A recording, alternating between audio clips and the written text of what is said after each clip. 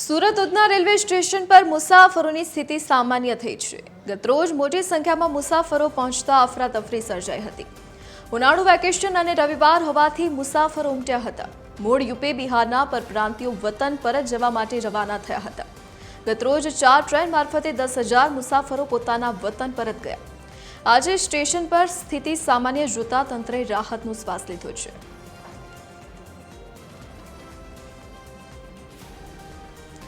વધુ વિગતો સાથે સંવાદદાતા દિવેશ પરમાર આપણી સાથે સુરતથી લાઈવ જોડાઈ ગયા છે। આજે દિવેશ, ઉનાળુ વેકેશન છે, તેના પગલે પરપ્રાંતિયો પોતાના વતન જઈ રહ્યા છે।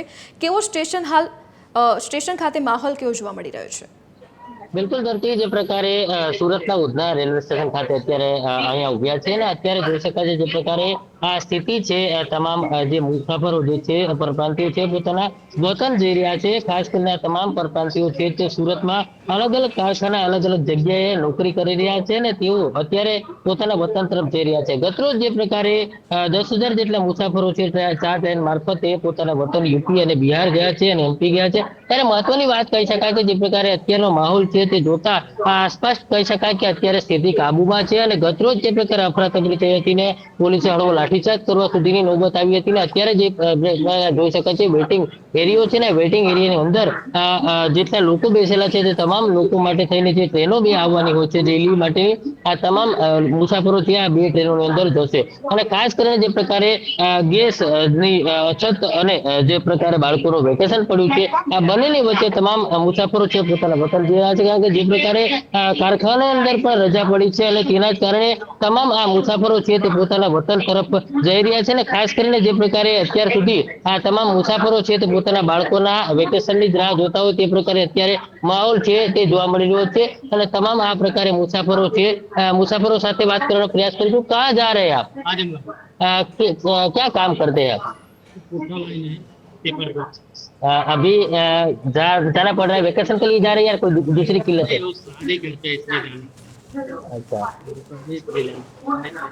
अच्छा बिल्कुल જે પ્રકારે જોઈ શકાય છે તમામ લોકો છે અન્ય લોકો છે। क्या नाम है आपका? क्या काम करते हैं?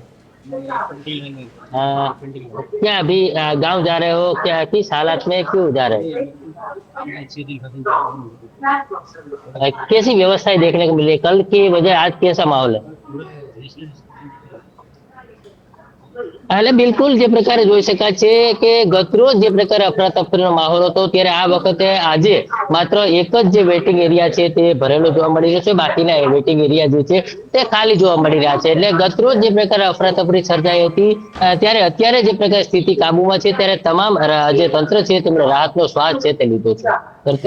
દિવેશ વિગત સાથે જોડાવા બદલ આપનો આભાર। તો ઉનાળુ વેકેશન છે તો પરપ્રાંતિયો પોતાના વતન જઈ રહ્યા છે જેના પગલે રેલવે સ્ટેશન પર ભારે ભીડનો માહોલ જોવા મળે છે। ગઈકાલે રવિવાર હતો અને તેના જ પગલે સ્થિતિ બેકાબુ બની હતી। ગઈકાલની તુલનામાં આજે સ્થિતિ સામાન્ય જોવા મળી રહી છે।